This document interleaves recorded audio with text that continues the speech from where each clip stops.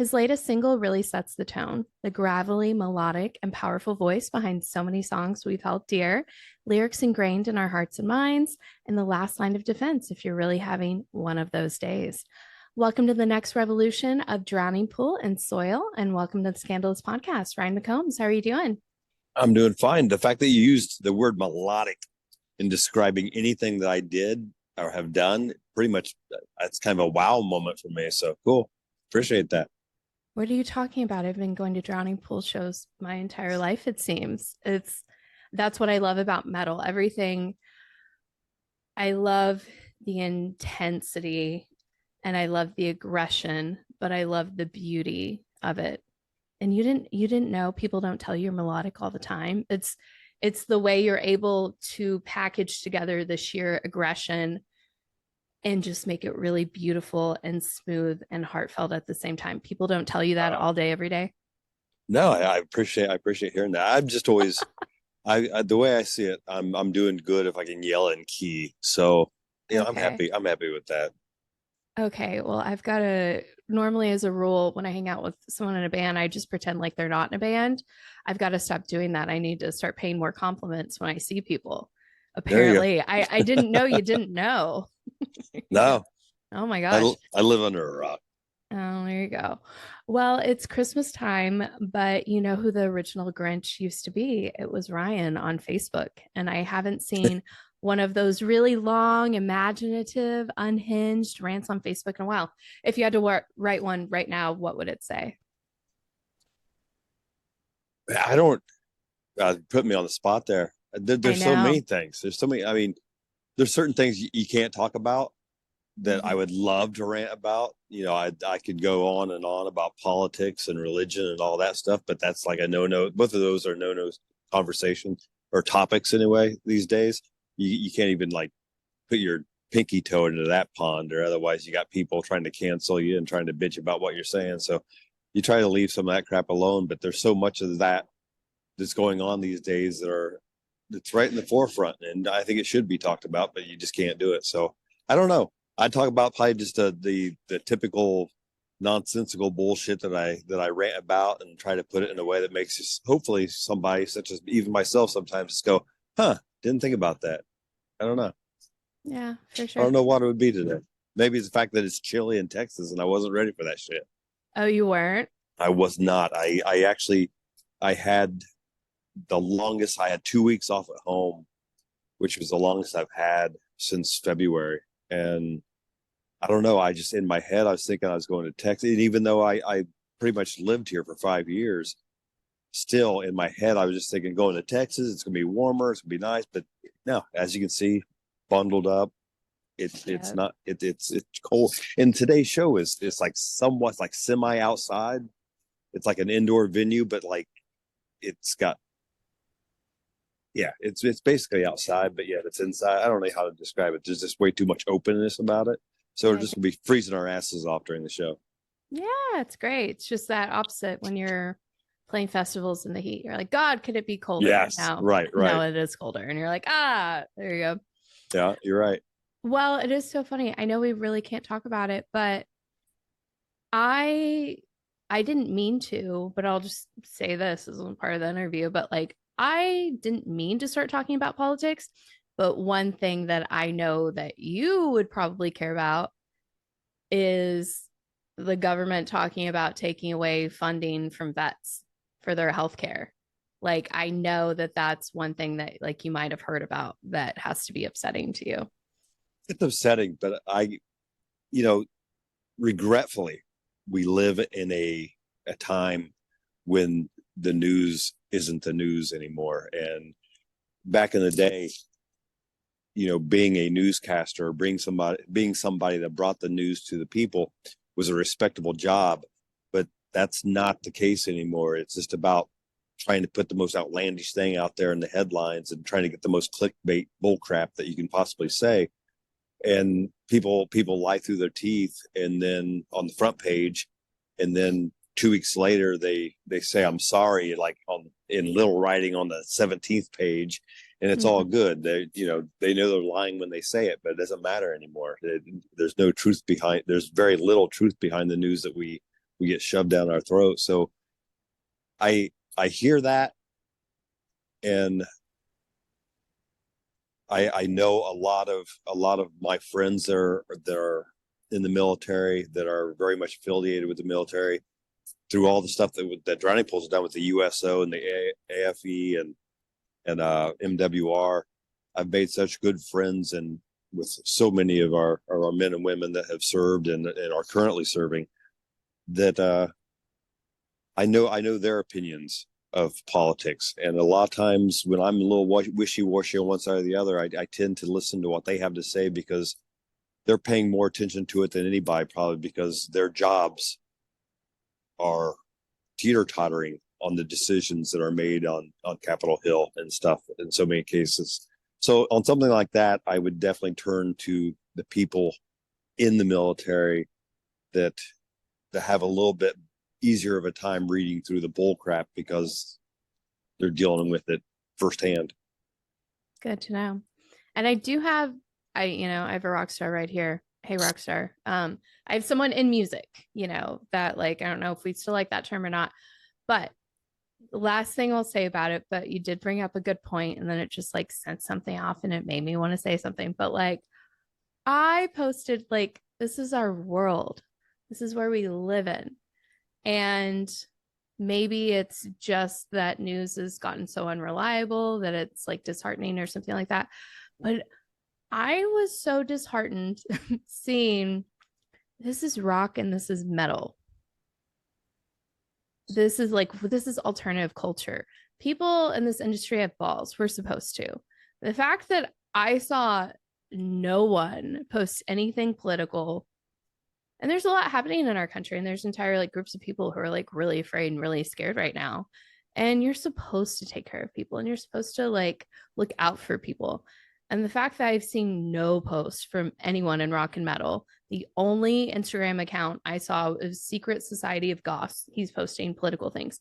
But even like, no matter what side you're on, I just thought it was so unrock and roll and so non-metal of no one in rock and no one in metal saying anything, when so much is uncertain in our country. It's a result. It's a result of what. It's a result of the bullcrap that surrounds us. I mean, no one wants to be the next one with their head on the chopping block and getting canceled. And regretfully, we let the minority. For decades we've let the minority speak the loudest, and I could go on for days, and believe me, I can, because the people around me have to hear it.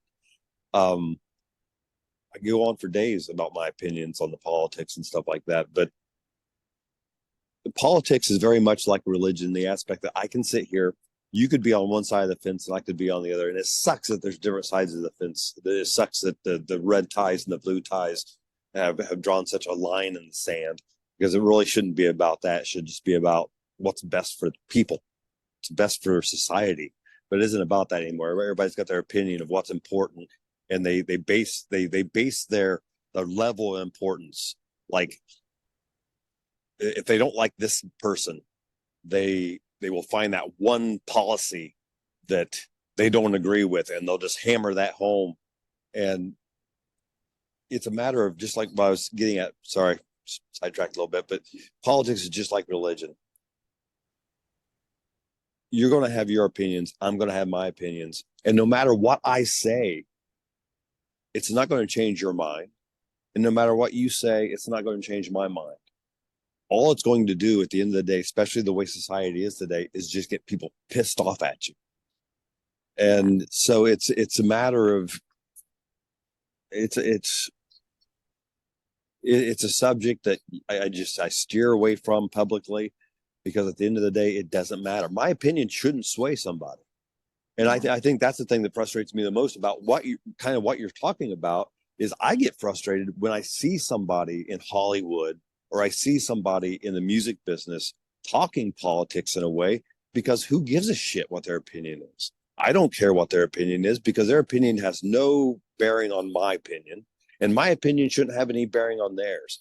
Everybody should have enough brains in their head to actually sit down if they hear something, if they read something on that stupid book of faces, if they read something, hear something, whatever it is, have enough intelligence to actually look into it and actually use that stupid, ignorant, stupid smartphone that we all have in our hands and actually Google the things and actually find out the truth and come up with our own educated opinions instead of just being fed this comment that so many people tend to grab a hold of and hammer home like it's the gospel without even knowing whether or not it's right. If people can just take, I don't care what your opinion is, as long as it's an educated opinion. Yeah. And I don't know. I talk in circles, and I apologize, but that I guess that's really what I'm just getting at is somebody's opinion can be completely different than mine. I don't care, as long as they're coming from a place of knowledge and they're not just regurgitating some bullshit that they read on some social media site that doesn't give a shit whether it's the truth or not. Yeah. It's not talking in circles, and I appreciate you talking about it. And it's something that's been like weighing heavy with me. So thank you for helping me get that out and talk to like someone in the music industry and be like, hey, and listen to talk about it and listen to you of why you don't get involved. It's It gives me a little peace on the subject because at least I've talked to someone about it, you know? I think it was Ricky Gervais said during the Golden Globes a few years back, talking about the people in Hollywood. He was just like, just shut up, just come up here and take your award and leave your politics to the side, because at the end of the day, and that's what frustrates me when I see these people in Hollywood and these people uh, in the spotlight shouting their politics, their opinions on politics, because in a lot of cases, they're the last people that's really being affected by politics. That's true. It's the people that are striving to try to maintain, even though there's very, very little middle class nowadays, trying to maintain surviving. You got people out there holding down 3 jobs just trying to survive. And those are the people whose opinion Yeah. some person living in a mansion somewhere shouldn't be preaching to that person that's happened to hold down 3 jobs just to feed their kids. I mean, that person, that man, it's completely different worlds. But anyway, yeah, blah blah blah, yada yada yada. And even without being political, you accidentally were with the last thing you said. I like it. About like people in mansions dictating to people, not in mansions. Yeah. It's a joke. I'll cut it out. Ha ha ha. There you go. I had Carla Harvey, formerly of Butcher Babies, on the podcast as my first guest. And I was trying Nice. to, I know, wasn't it good? Everyone was like, you were smart for that. And there are lines in my head that I think back to sometimes. I was trying to think about the gravity of like your music and what it's meant to my life. And I will never forget her line that she said, as musicians, because she's a grief therapist as one of her jobs before music, and she still does it as well. She so beautifully said, as a musician, we're all grief therapists. And I just thought that was so beautiful. Agree or disagree?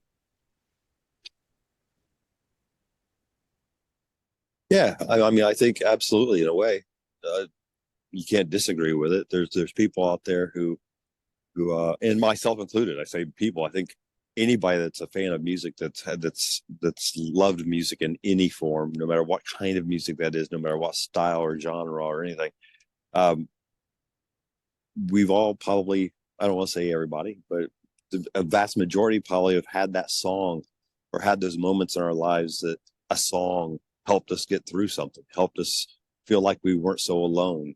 And that is, I've played the greatest form of therapy. Those moments where the spoken word has just done that, just made us not feel alone. And I think music has always been good for that. I agree with that. And I really do mean it. So many of your songs are such a part of people's lives and why they love music. I specifically remember being in middle school, and to this day, I still remember this. I have a memory of seeing your music video of Unreal and Halo on Fuse for the first time. And little did I know back then that I would ever be able to go to any of your shows, see any of those songs played live. what music did you grow up on? Oh wow.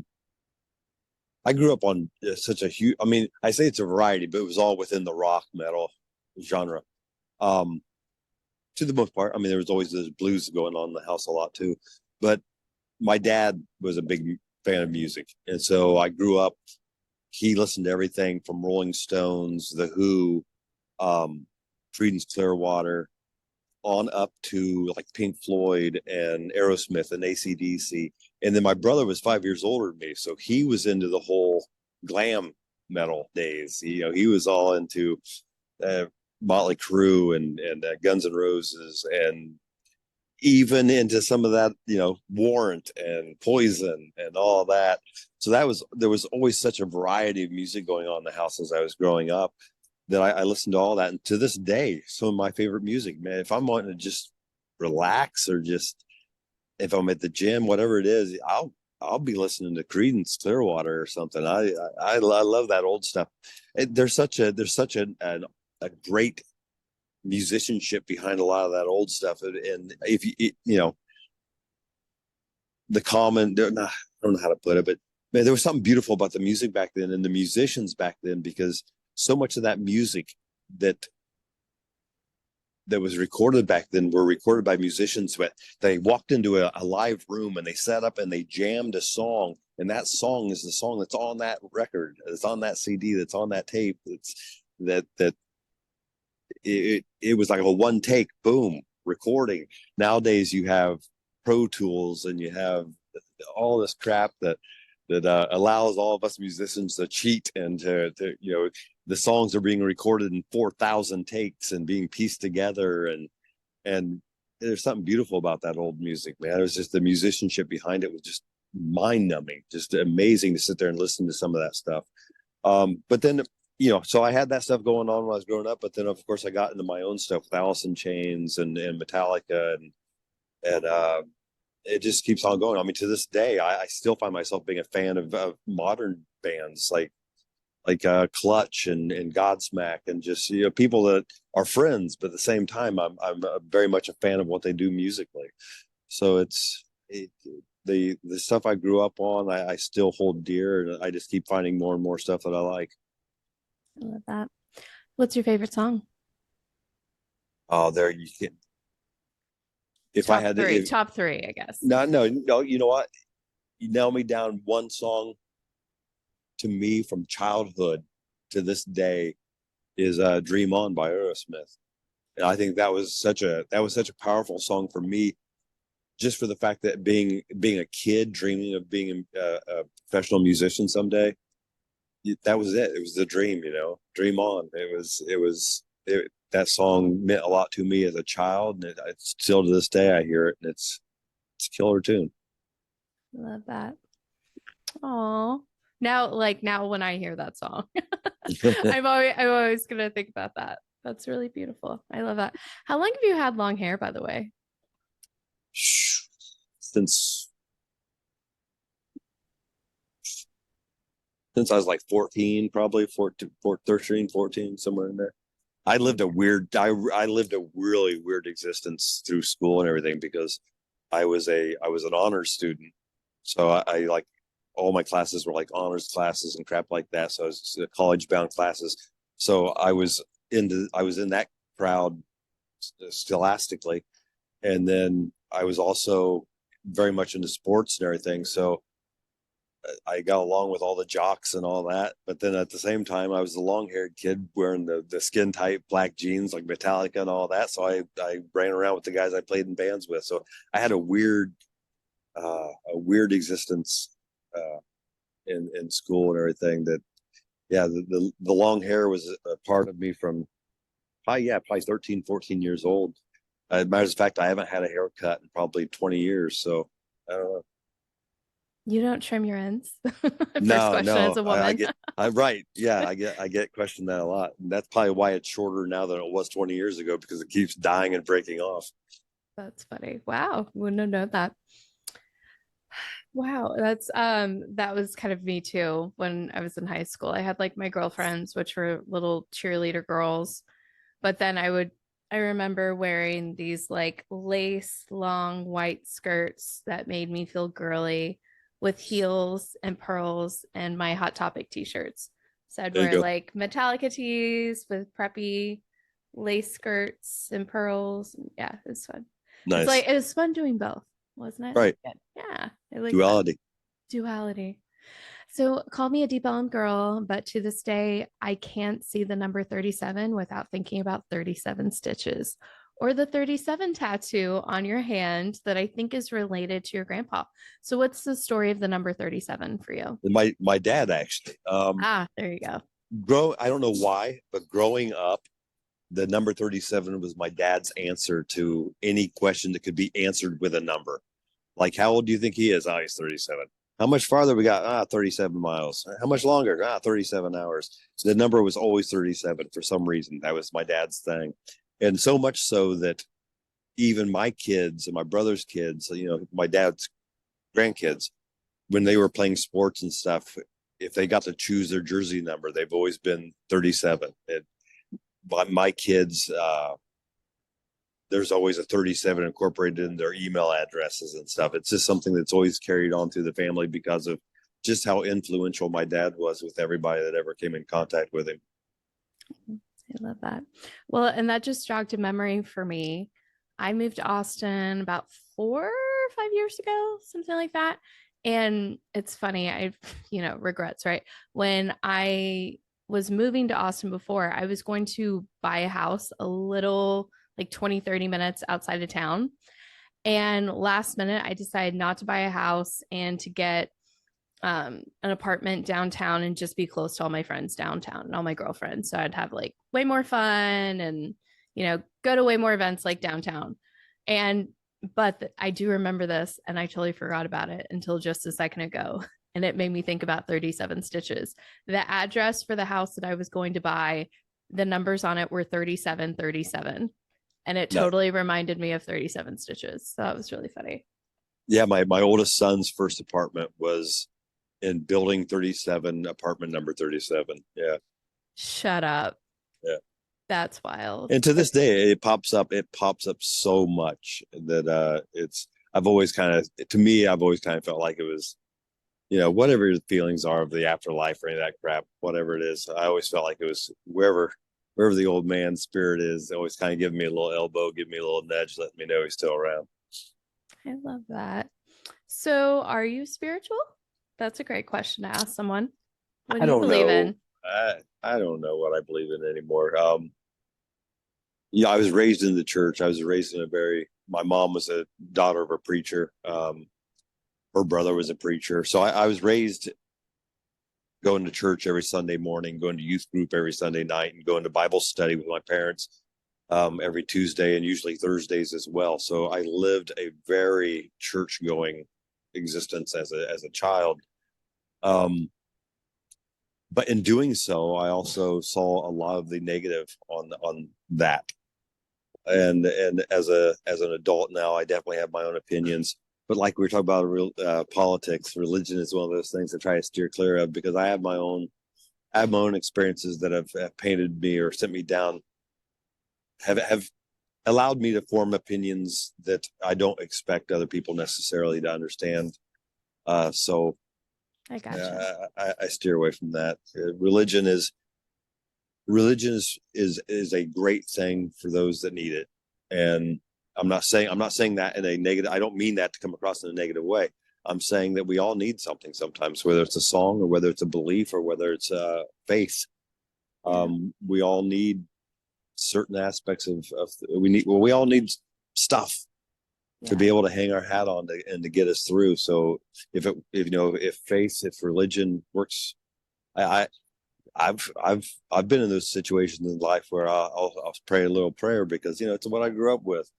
But I'm definitely not of the mindset of the people that taught those youth groups and taught those Bible studies when I was a youth.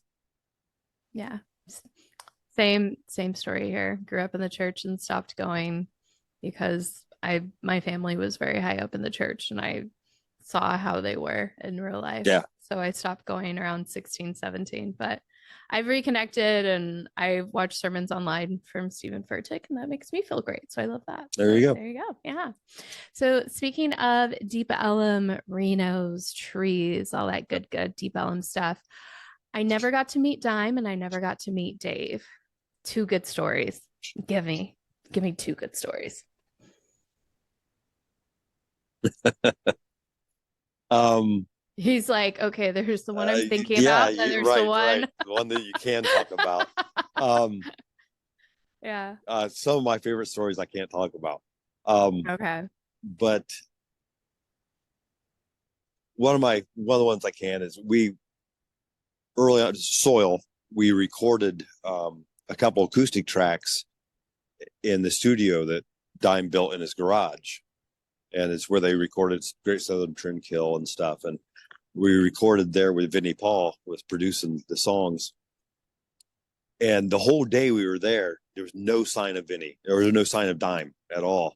And about 9 o'clock at night, Dime woke up and he comes walking. He wakes up and he comes walking out to the garage. And of course, we'd just done a tour.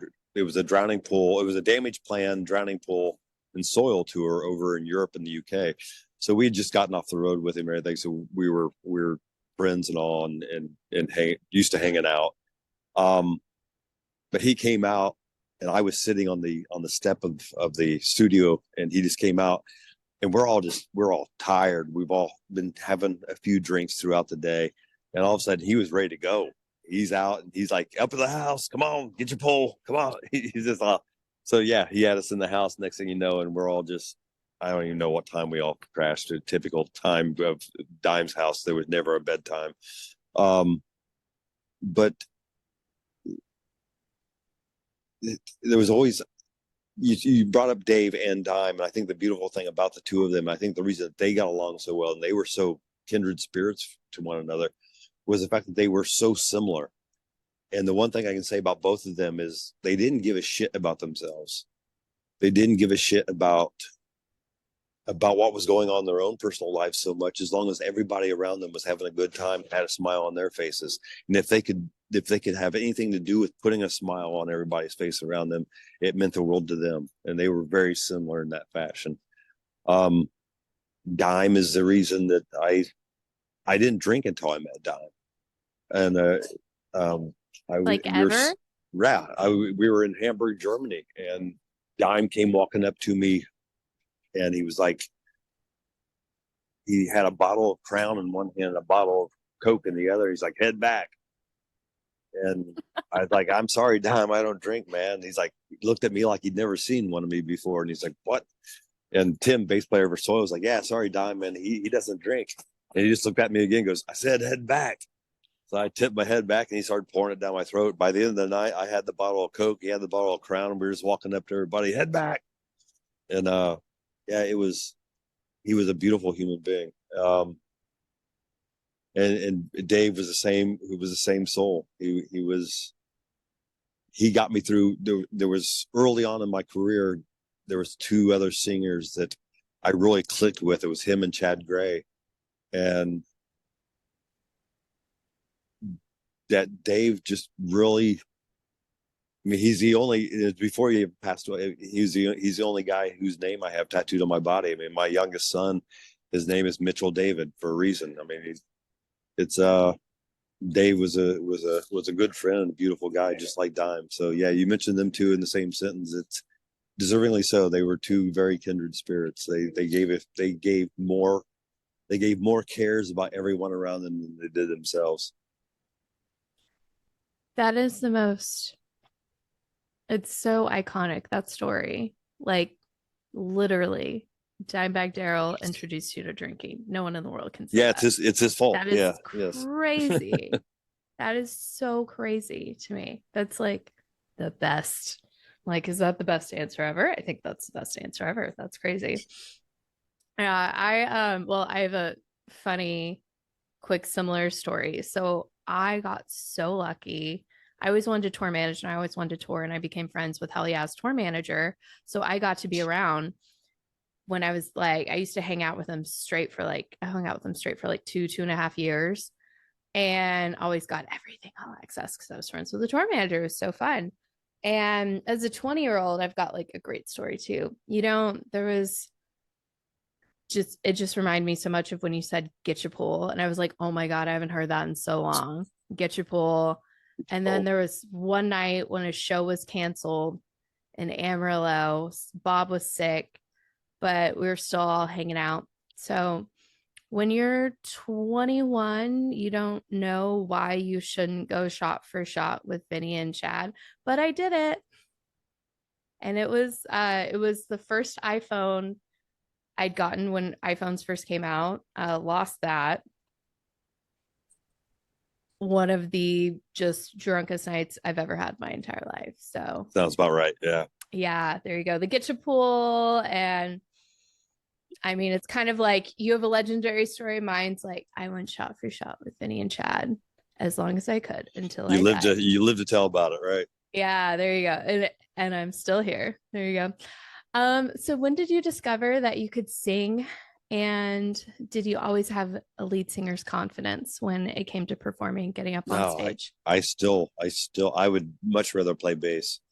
Um, I do. I played bass for years, and it goes way back to the beginning of like just jamming with friends and stuff, and we could never find a singer, and we were trying out singers at the time, and we had a guy in, and when he left, we all went back to the back room, and I stuck the cassette tape on of the song that we had written, and I was singing. I was like, "Here's what I hear for it," and I was singing along to the tape. After the song was done, everybody in the room was quiet, and I was like, "Okay, that must have sucked." And finally, the drummer spoke up. He goes, "Dude, we have been looking for singers for how many weeks now, and you do that?" He goes, "You got to stop playing bass and you're singing." And I was like, "Fuck you, man! No, that's not happening. I'm a bass player. I'm not singing." And so I stayed that way. I refused to sing, and then I quit music for about a year. For my first year in college, I quit music and got away from it. And about the time my first year was getting over, I was getting the bug back again, and I got a hold of the guys I used to be in bands with, and I was like, you know, you got a place for me. And they're like, "Yeah, man, we'd love to have you back, but we've already got a bass player, so if you're coming, you gotta sing." And so I did. There were the musicians back home in the small town Indiana that I grew up in that I knew, so I ended up having to sing, and then everything just kind of went from there. Wow, that's really mind blowing to me. You have such a beautiful voice. So that's so funny to me that it almost wasn't a gift It to the was world. it was weird because and to this day I don't, our shows aren't typically very cookie cutter because I I don't care about what I have to say half the time. I can't imagine anybody else would give a shit. So the between songs banter is usually just off the cuff because it's still very odd to me that in some way I'm part of my job, I guess, is entertaining between songs, and I don't know what to say. I'm a bass player at heart. Just, heck, if somebody shoved a microphone in my hand, makes me stand in the middle of the stage. I don't know. Well, you're always very confident and captivating I'm on glad it comes stage. across that way. Yes, you're always very confident and captivating, and you hold the crowd in your hand. It works. So there you go. So I want to talk about the new metal heydays of Soil with Redefine, Halo, Need to Feel. What was it like being all over TV, the music video shoots, being a huge artist before social media? Paint a picture. It was awesome. I mean, it not to sound like I grew up in a town in Indiana of 3,000 people. I mean, there was two cop cars and one stoplight. We used to joke that the only way we'd ever get discovered is if David Geffen's airplane crashed on Main Street and he wandered into our rehearsal spot. You know, it wasn't until the guys from Soil got a hold of me and we started jamming, and things kind of steamrolled from there because of just how healthy the music scene was at the time in Chicago, because you had Soil and Disturbed and From Zero and 5.0, And it was just such a healthy music scene because there was no infighting or no jealousy. All the bands got along, and we pulled for each other, and we helped each other out with shows, and we created a healthy scene the music fans of that era, of that area, and that in that era were very supportive of the original music scene. So it was an amazing thing to be a part of, so that when things started happening, really was just a snowball and snowball effect. I still remember, being on that airplane the first time flying into London, England. And I've lived in England now for 7 years, but I can still remember that first time of flying into England and looking down. It's at night and seeing the lights of London beneath me, and just I got teary eyed because it was like, how the fuck did this happen? How did the small town kid from Indiana get to a place to where I'm being flown into London, England to play one show? It was an amazing experience, and every little thing was like that. The video for Halo, we walked onto a sound stage in Hollywood, and they have this entire set. I mean, that whole video is set like it's a building. That wasn't a building. That was an entire set that they built in the sound stage. And it was just such an amazing, so many amazing experiences. Because I mean, I shared the stage with musicians till this day, but especially back then, I shared the stage with musicians way more talented than myself that just didn't happen to be at the right place at the right time, and didn't get the opportunity because there's so much luck involved, that every time something like that happened and got to experience something like that, just felt so friggin' lucky to be standing there. That it was a great experience. It's hard to believe it was so long ago, but it was. Yeah, I love that. That's beautiful. And what is the story behind the name Soil? There was a band called we when I first joined the band, um, we were going to be called Vent, but there was already a band called Vent, and so we sorry, so Okay. we had to come up with a new name for the band, and one of the guys was listening to I think the band's name was Entombed, and they had a song called Enemy Soil, and the word soil just stuck out in his head, so he came to practice like, I got it, we're going to call ourselves Soil. So that's simply how the song the name Soil came about. Awesome. And what is the story behind Unreal? That beautiful, amazing, incredible song. um Honestly, Mm-hmm. I've always admired musicians and lyricists that were able to take a book or take a moment in history or something and write a song about it. I've never been able to do that. I've always just written about my own experiences and what I've dealt with firsthand. And for me, that song, I don't like talking about lyrics because I like the lyrics that meant the most to me growing up with the lyrics that I have no idea what they got. Like Lane Staley could have been singing about, like Lane and Jerry could have been singing about an empty pop can, but I felt like those lyrics were about what I was experiencing. So I've always shied away from talking about the meanings of songs, because what's important is what the song means to the person that needs to hear what they're hearing at that moment. And it doesn't matter what it meant to me. It matters that it's the words are hitting somebody that needs to hear them at the time, and it's meaning what they needed to mean. Um, but if you tie me down on Unreal, well, that song was actually the origin of the lyrics of that song was I had a massive crush on a young lady, and she was off limits, and um, she was a relative of a good friend of mine, and which was just a no no. She was the sister of a good friend of mine, so that was a that was that was a crush that could not be shared. So that was what Yeah. and we were all very close, so we were around each other a lot, and so that was Mm. yeah, that's where the origins of that song came from, believe it or not. Yeah. So it's a little literal. It's like, you fuck me. Well, yeah. Now And that's then something like, you don't got you it right fuck, there, though. Right there. but You then said like, don't you. fuck with me, There you you go. know? There you So, so that's just blue balls, go. basically. It's funny because so many people have come up to me over the years and been like, "Man, I love that song, Unreal. You fucked me behind this garden." I was like, "Oh, hold on." At no It's point in like, hey, time, no, I yeah, did not. I have no point in time have I ever said you fucked me behind the garden. No, no, you fuck with me behind the garden. But yeah. That's funny. Oh, I love it. That's hilarious. And was Halo the song that really broke you guys? Oh, absolutely. Yeah, Okay. that was that was our That was your Beatlemania. yeah, that was the song that did it for us. That's awesome. So, how did your life change after that? Did that set up the success for Unreal?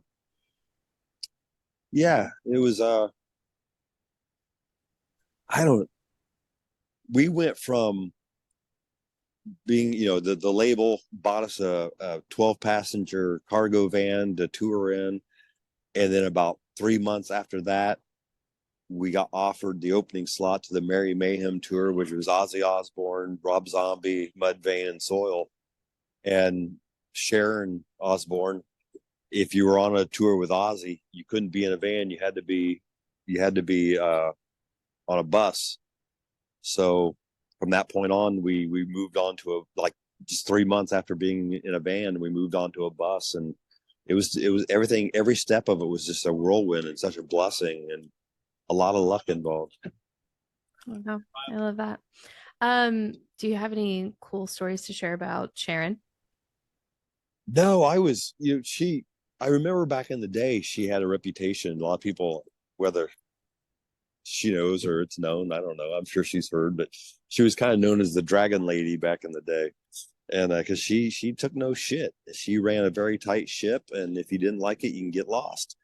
Um, which is the way it should be. I mean, they were the headline, and but for some reason she took a liking to me, so I never saw that side of her. I saw the very soft spoken English accent Sharon Osbourne. She was always so sweet to me, and to the band, that I never saw the quote unquote Dragon Lady. That's fun. So yeah, I've got nothing but great memories of my encounters with Sharon and her family. Very cool. Yeah, I remember seeing a picture of you and Ozzy from like way back in the day. So it's like Yeah. all good times, all good memories. And one person I love to talk about in my interviews that is not specifically rock or metal, she's in the pop world, but I think she's incredible. Halsey. I actually talk Mm. about her in my interviews a lot. And I saw that you did a cover of Halsey's song Nightmare Yes. with Soil a couple years ago. I mean, who told you about that? Did your wife introduce you to Halsey? How did you find out about Halsey? It was actually Adam, guitar player for Soil.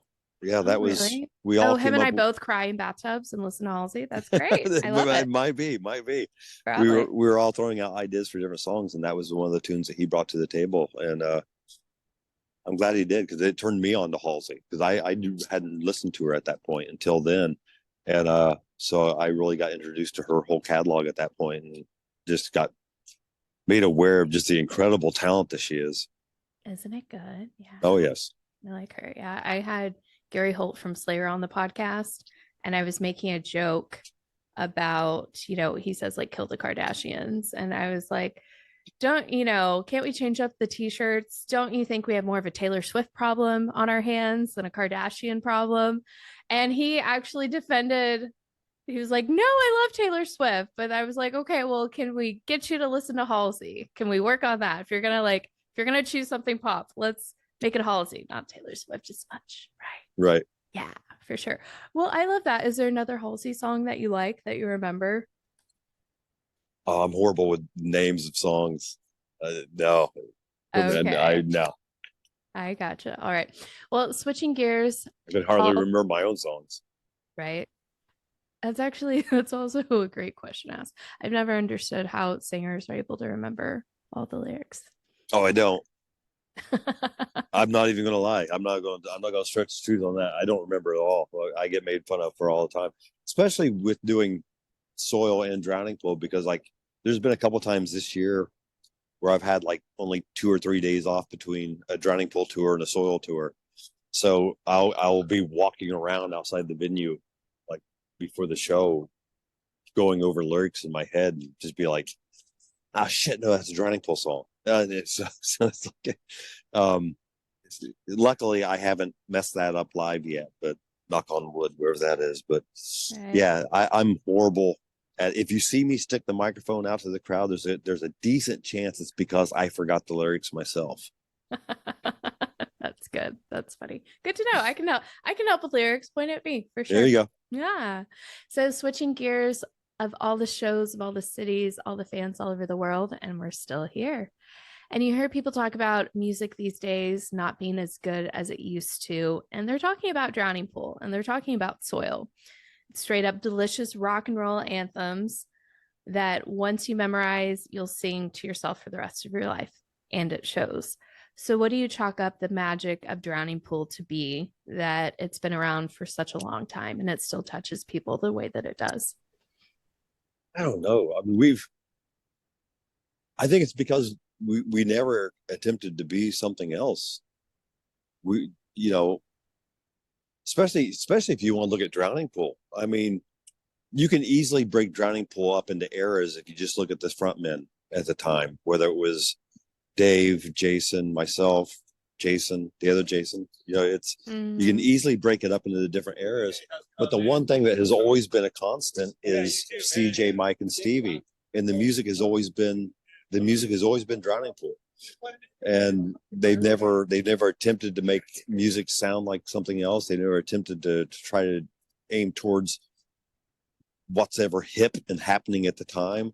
They've always just written what's natural to them. And I can't imagine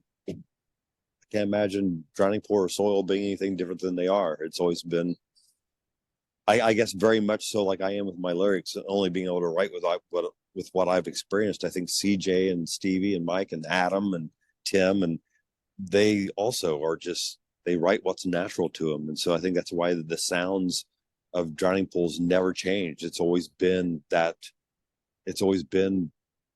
what makes up the soul of those guys that have written that music over the years. Yeah. And it's such classic rock and roll that we don't have a lot of. Like everything is, I love new music and everything is very experimental and it's fun, but it's nice to just have straight up rock and roll and to have that feeling. And you guys are such a really good example of that. Well, That's like not cheesy, stands the test of time and just feels fucking great. I feel like we don't have a lot of those legacy rock and roll bands that just feel rock and roll. So yeah, so Drowning Pool's that for me for sure. Thank you. Yeah. So how'd you guys get back together? I was in England, back home in England at the time, and Stevie started messaging me. And if anybody out there isn't familiar with people and particularly men from Texas, Stevie was the one, is the one, born and raised Texan in the band. Mike and CJ both originally being from New Orleans. So Stevie is a man of few words. He doesn't say a lot. Usually, if he does say something, it's usually worth taking a listen to what he's having to say. So over the years, since we were apart, we would hit each other up every once in a while because we're both big American football fans. We'd hit each other up with if there was something big going on with his Cowboys or my Browns or whatever. And but that was pretty much it. And then one day I'm back home in England, like I was saying, and he starts messaging me, and it goes on for like an hour and a half. And I was like, man, this just isn't Stevie. He's, like I said, he's a man of few words. And I was like, you sure is everything okay? You know, you're sure everything's cool. And he was like, yeah, man, everything's fine. Everything's cool. And about 30 seconds later, he goes, well, actually, we were kind of curious if you'd be into maybe doing some reunion shows. And I was like, without missing a beat, I was like, yes, yeah, I'd be into that. Definitely. Let's do that. And about 3 days later, their manager at the time called me, and it was no longer like a reunion show type thing. It was like, we've got a show with Pantera coming up, and we've got some So we got some other dates coming up before that, like in 2 weeks. So actually, you're back in the band. We need to figure out flight schedule. We need to get you into the States and get a couple rehearsals in before the first show. So it was just it was a whirlwind. Like I wouldn't expect it to be anything else. It was just a whirlwind. Hurry up, do it. Let's go. Once the conversation was had, it was just, yeah, it went from a couple reunion shows that you're back in the band. We're gonna start writing, and well, the writing part just came naturally because as soon as we all walked into a room together again, it was like we never missed a beat, and it lit a fire underneath all of us, and the music's just been. I we're sitting on so many songs right now. We probably could release a double album. It's pretty Wow. awesome. I love that. See, we've both gotten older and there's still magic to be had in the world. There When is. days and you get older and you get, jaded about things, there's still magic that happens every now and Oh then. yeah. So that's cool. I like that. Well, we'll see how this goes. You don't like talking about lyrics, but I wanted to talk about a few core Drowning Pool songs that I go to Drowning Pool shows just to let go into my inner child and just wail and just let go. So I know that that's what you see in people when you perform with Drowning Pool, especially. I wanted to talk about the song Sinner. It's Mhm. wildly cathartic and it just lets you off the hook where you don't necessarily have to be perfect for a minute. So is that what that song means to you? And is it fun watching people lose their mind and feel like, yes, I'm a sinner. Yes, I am. Yes, I don't have to be perfect for a minute. I what I love about that song is I know for a fact that wasn't written to be. It wasn't written like with the mindset of, well, it would be a cool live song because of this, raise your hands and all that. But that's exactly what it turned into. It is such a great live song because there's just such a great interaction with the crowd that it's a it's a it's an amazing song to be a part of, and for me to be a part of any song that Dave also had something to do with it's great. But the Sinner is definitely a fun live song. For sure. And I don't know if I've ever told you about this or talked to you about this at all, but when I was in high school and going to drowning pool shows, my mom and I are really close now and we've worked through it, but it was a very abusive situation at home, like very, very, very bad. And specifically remember specific shows I went to where my mom had beat the shit out of me like right before. And then I was Mm. like able to go to a drowning pool show and run up to the front, lock my heels in a barricade, and windmill my ass off and sing my ass off. And that song has always meant so much to me. And I just wanted to talk about it because, tear away, like I'm tearing away. It was my way of distancing myself from what was happening in the real world and being able to go into this like place where I could protect myself. And that's what tear away meant to me. And I love that song so much. So just wanted to pay homage and thank you for that song. I think so many of Drowning Pool's songs allow you to escape reality and just go into your psyche where you protect yourself for a little while. So I just Yeah, wanted to say Tear thank Away you. is. Oh, thank Yeah. you. Tear Away is definitely one of those tunes that like I know where Dave was coming from when he wrote the song. I know. Yeah, I've been told the story of the day that song came into existence.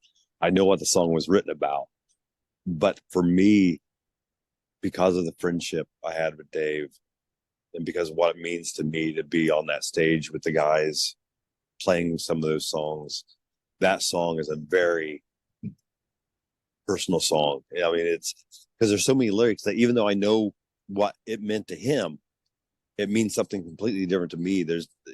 Sometimes I scare myself. I just can't let you go. Do I really want this? Sometimes I scare myself. I just can't let you go. There's so many lines in that song that that means so much to me that I'm up there with those three guys singing the words of somebody that was so special. That is one of those. That is probably that song, and the song "Mute" is probably my two of my favorite Drowning Pool songs to play. That and just going down the list of those like classic ones. I'm like, oh, what else? Sermon, Pity Me. I was just thinking Yeah. about those ones off the top of my head. I'm like, ooh, and that one. Oh yeah. Yeah, Yeah, I like that one we too. just started playing Sermon. We just started playing Sermon, and we just added that into the set. I think the last US tour that we did, we just started playing that one, which I had never done with the guys before. So Yeah. that's cool. Yeah. Nice. I'm going to the show tomorrow. Are you going to play it in Austin? Oh, a good chance of it. Yeah. Yeah. Yeah. Yay! I've never seen that song before. Yay. That's so Cool. exciting. Cool. And let's talk about bodies. Drowning Pool made it, pop culture ran away with it. What are some of the funniest things you've seen online of people bastardizing Oh, slash making bodies there's great? there's nothing out there that has been done that somebody hasn't sent us. So we've seen it all, Uh-huh. whether it was Shaquille O'Neal or whether it was a parrot or whether it was where the Yeah. we've definitely had them all sent to us. So we've seen them all multiple times. And it's funny because something will go away for a couple of years and all of a sudden it'll resurface again. So everybody's got to send it to us again, Yeah. like in case we missed it the past 10 years or something. But it's awesome to be a part of. I mean, I still remember where I was the first time I ever heard that song, and for that song to have the legs that it's had over the years, it's awesome to be a band, to be a part of the band that is responsible for such a iconic tune. Yeah, absolutely. And I have you here. I wanted to talk about Step Up too, because I love that one too. So what could you say about Step Up from your perspective? I wish I had been in the music video. But no, the it's fun. I mean, it's a fun song to Mhm. play. Um, I don't know. It's okay, I'll say it. It's the drowning pool break stuff. Okay. Right, right, right. Yeah, I just thought of I can that see what off. you're saying. Yeah, I just thought of that off the top of my head. I think Just that's piss that song philosophical. too. Yeah, there you go. I love it. Well, talking about a huge song for Drowning Pool, Feel Like I Do. So I think 37 Stitches number wise for a long time was even bigger than Bodies. It was a huge success for the band. And I know that was really personal with, the number 37. So what was it like writing that song when you sat down to write that song? And then I want to talk about Feel Like I Do.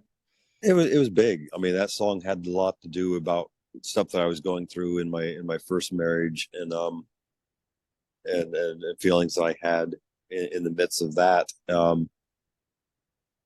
Yeah, it, I think that was one of the things that the manager, Drowning Pool's manager at the time, when we got back together here, was saying, because a lot of people don't realize that we'll always be the Bodies band, and I'm absolutely great with that, because if it wasn't for that song, who knows.